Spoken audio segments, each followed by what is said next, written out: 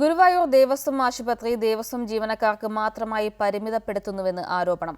ആധുനിക ചികിത്സാ സൗകര്യങ്ങളെല്ലാം ഉണ്ടായിട്ടും ഡോക്ടറുടെ അഭാവം ഒന്നുകൊണ്ട് മാത്രം ഇവിടെ ഓപ്പറേഷൻ തിയേറ്റർ പ്രവർത്തിക്കുന്നില്ലെന്നും ആക്ഷേപമുണ്ട്.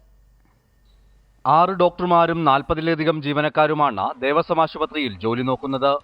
രാവിലെയും വൈകുന്നേരവും ധാരാളം രോഗികൾ ചികിത്സ തേടിയെത്തുന്ന ഈ ആശുപത്രിയിൽ പ്രഗത്ഭരായ പല ഡോക്ടർമാരും രോഗികളെ പരിശോധിക്കാൻ എത്താറുണ്ട്.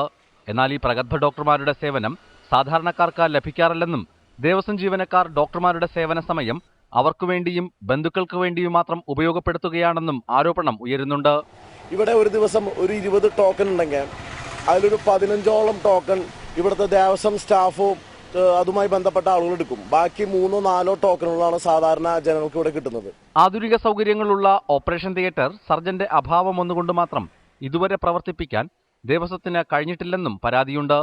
പലപ്പോഴും രോഗികളെ ചില ജീവനക്കാർ മറ്റ് സ്വകാര്യ ആശുപത്രികളിലേക്ക് പറഞ്ഞുവിടാറുണ്ടെന്നും നാട്ടുകാർ പറയുന്നു. ദേവസ്വം ഹോസ്പിറ്റലിൽ ഒരു സംവിധാനവും ഗുരുവായൂർ നിവാസികൾക്കോ ഭക്തജനങ്ങൾക്കോ വേണ്ടി ദേവസ്വം ഭരണസമിതി ചെയ്തിട്ടില്ല. ആവശ്യത്തിന് ഡോക്ടർമാരെ നിയമിക്കാൻ ദേവസ്വം തയ്യാറാകണം. കൂടാതെ ദേവസ്വം വക ആശുപത്രി ചില വെള്ളാനകളുടെ മാത്രം ചികിത്സയ്ക്കുള്ളതല്ലെന്നും പാവപ്പെട്ടവർക്ക് ചികിത്സ നിഷേധിക്കുന്നത് ഇനിയും കണ്ടിരിക്കില്ലെന്നും നാട്ടുകാർ മുന്നറിയിപ്പ് നൽകുന്നു. റിപ്പോർട്ടർ, തൃശൂർ.